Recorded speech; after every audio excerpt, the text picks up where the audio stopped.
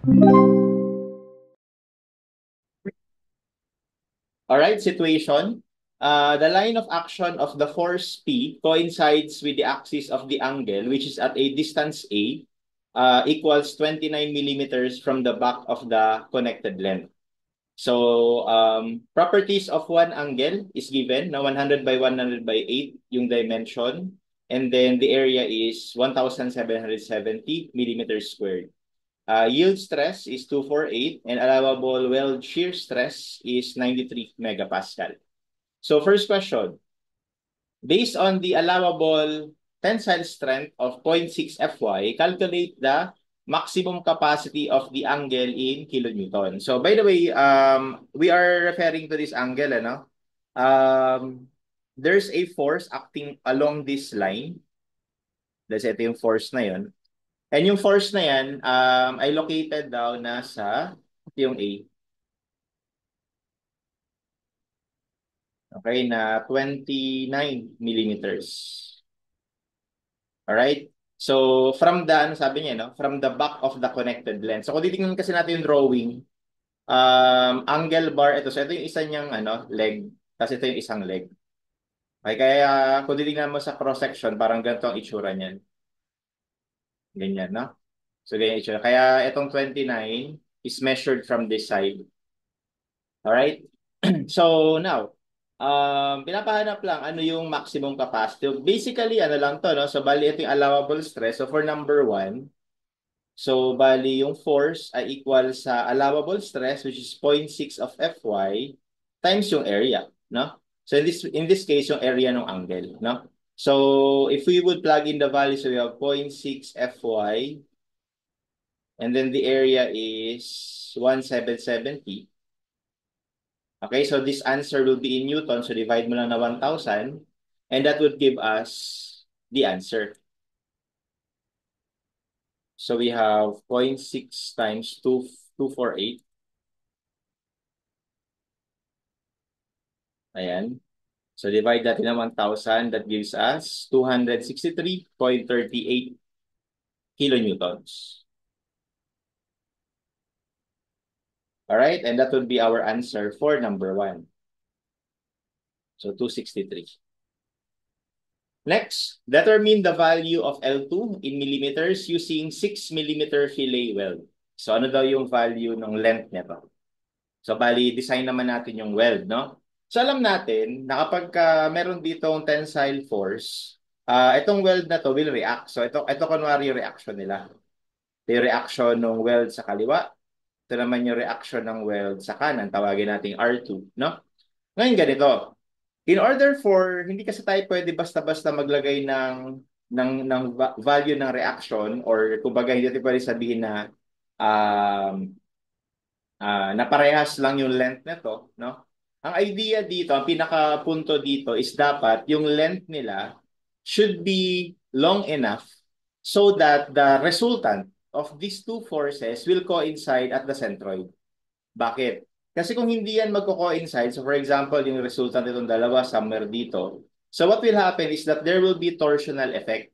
And kapag merong torsional effect, ibig sabihin meron tayong in-plane eccentricity, magkakaroon tayo ng sort of mas mababang capacity. Kasi ang mangyayari sa ganun ay magkakaroon lang tayo ng specific location sa well na most critical. Kaya dapat dito, kahit hindi sabihin, no, in the context of the question, ibig sabihin yan, kailangan i-design natin itong mga length na ito so that the resultant of these reactions will coincide dun sa geometric centroid ng connected member, which is the angle. So, how do we ensure that? To ensure that, gamitan lang natin to ng moment, no? Magsa-summation of moment tayo or pwede rin isipin na parang Varignon's theorem, parang gano'n, ano?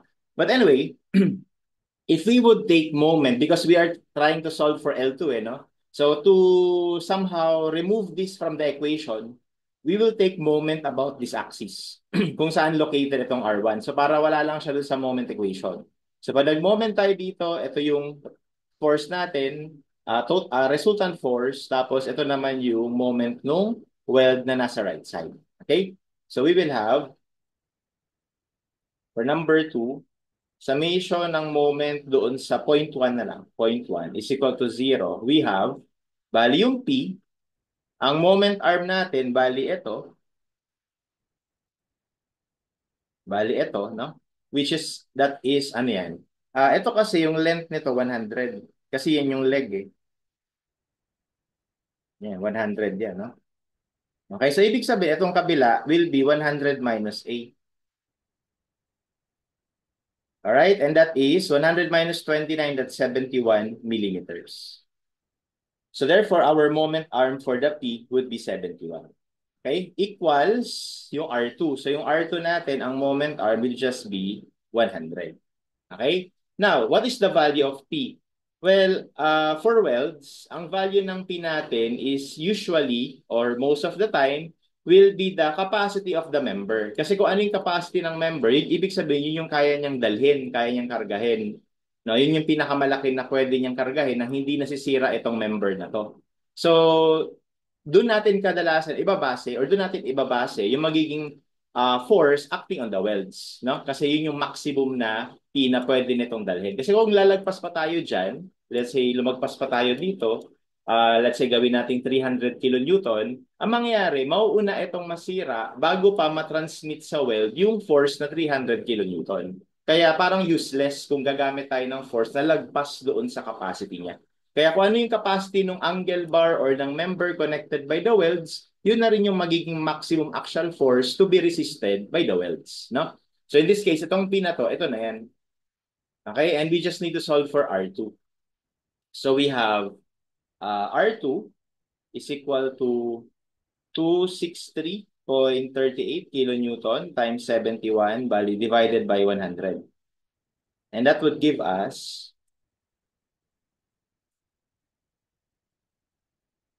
186 or 187 kilonewton.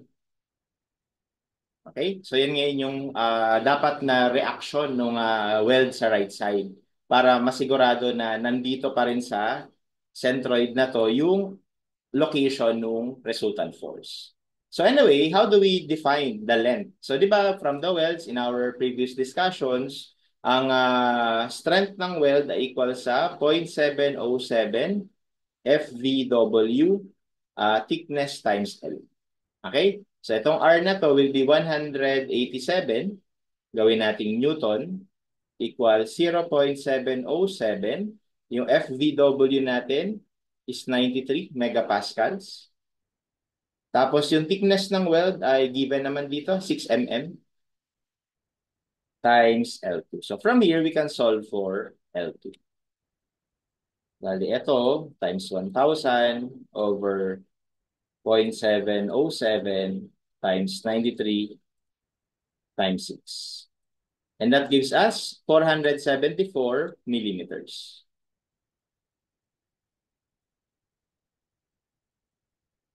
So this is the required weld length. So our answer for number 2 would be letter C. Next, what is the value of L2 using 6 mm fillet weld when a weld size of 5 mm is added at the end of the angle? So dito naman, nagdagdag daw ng weld dito.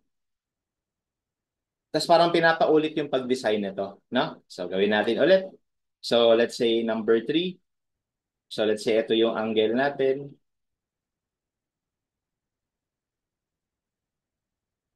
Okay, bali may weld dito. May weld dito. Tapos nagdagdag ng weld dito. Ayan. Okay, tapos ito kunwari yung line of action ng force. So same idea. Dito pa rin dapat dadaan yung P. Tapos may reaction dito na R2. Tapos ito yung R1. Tapos ito may reaction na tawagin natin na R3. Okay, pero itong R3, it will act, syempre, sa centroid na itong rectangular weld na to sa gitna, no? So, ibig sabihin, kung titignan natin yung mga sukat niyan, starting with this, ito ay nasa A pa din, or 29, no?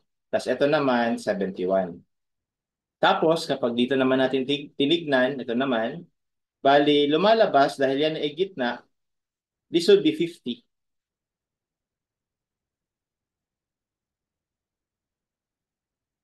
Okay, kasi nasa gitna yung R3. No? Nasa centroid ng rectangular na wall.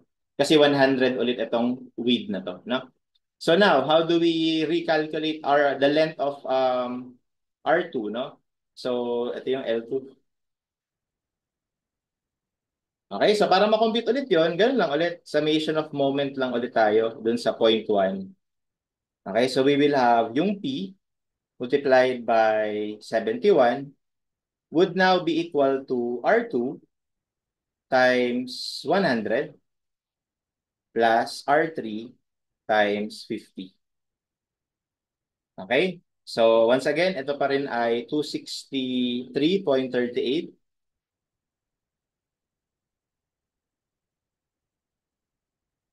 kay R2.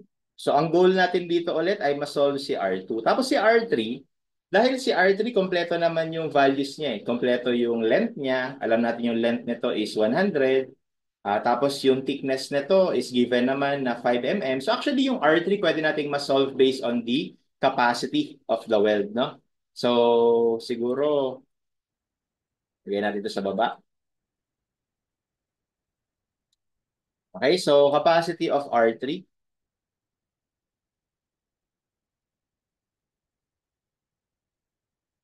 Weld 3, so that would be R3 is equal to 0.707 FVW thickness and then the length would be 100. Gawin natin kilonewton. So therefore, the capacity of that weld would be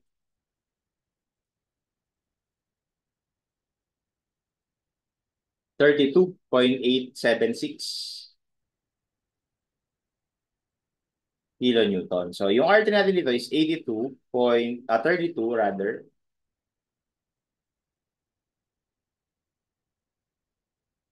Okay, times 50. And from there, we can again resolve for R2. And again, before I proceed, ang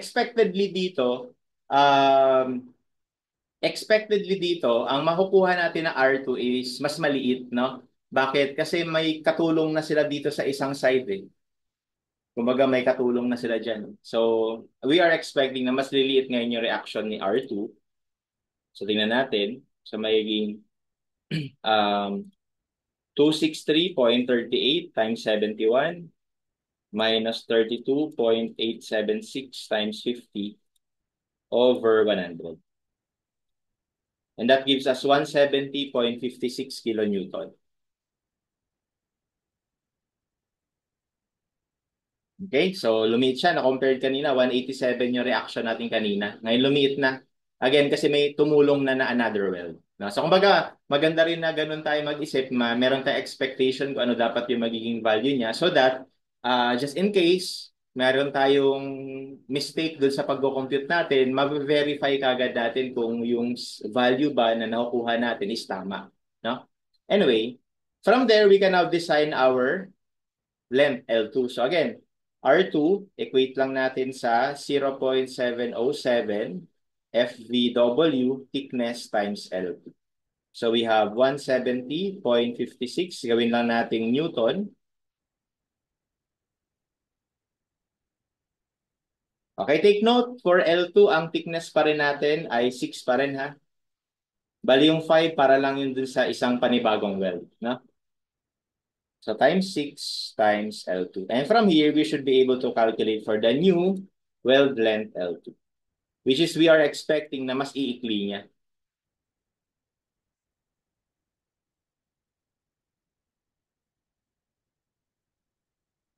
And that is 432.34 millimeters. So medyo mas umikli siya. And that is letter D, no? 432 millimeters. And that's how we answer this problem.